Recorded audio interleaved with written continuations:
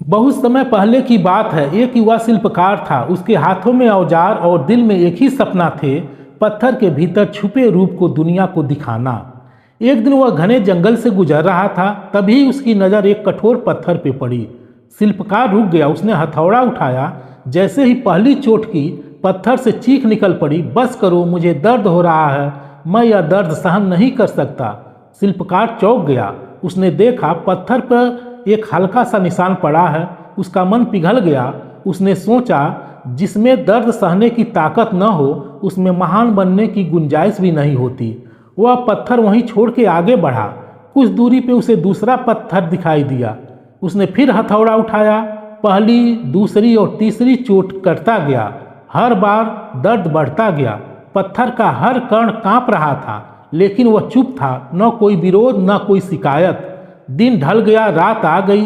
हथौड़े चलते रहे, पत्थर टूटता रहा, कटता रहा, घिसता रहा। दर्द असहनीय था, लेकिन उसके भीतर एक विश्वास था, यह पीड़ा स्थायी नहीं है, पर इसका परिणाम सुखद होगा। और सचमुच वही हुआ। धीरे धीरे उस साधारण पत्थर से एक अद्भुत मूर्ति ने आकार लिया। काम पूरा हुआ। शिल्पकार मूर्ति वहीं छोड़ के गांव लौट आया। गांव में उसने देखा एक भव्य मंदिर तैयार है, बस मूर्ति की कमी है। शिल्पकार मुस्कुराया और बोला, चिंता मत करिए, ईश्वर तो जंगल में तैयार खड़े हैं। गांव वाले ढोल नगारों के साथ जंगल गए। मूर्ति को पूरे सम्मान के साथ मंदिर लाया गया और गर्भगृह में स्थापित कर दिया गया। लेकिन तभी किसी ने कहा, नारियल फोड़ने के लिए एक पत्थर चाहिए। शिल्पकार को पहला पत्थर याद आया, जिसने चोट सहने से मना कर दिया था। उसे लाया गया और मंदिर के बाहर रख दिया गया। अंदर लोग मूर्ति पे दूध चढ़ा रहे थे, फूल अर्पित कर रहे थे और सिर झुकाकर प्रार्थना कर रहे थे, और बाहर के पत्थर पर रोज नारियल फोड़े जा रहे थे।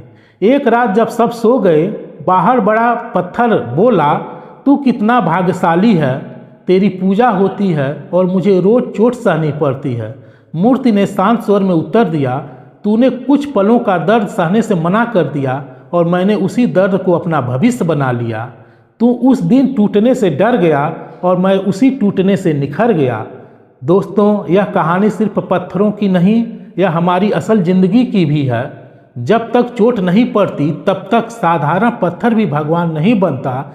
इसलिए अगली बार जब जिंदगी आप पर हथौड़ा चलाए, दर्द हो, जब मन हारने लगे, तो समझ लेना आपको तोड़ा नहीं जा रहा है, आपको तराशा जा रहा है। क्योंकि यही संघर्ष, यही पीड़ा आपको साधारण से असाधारण बनाती है।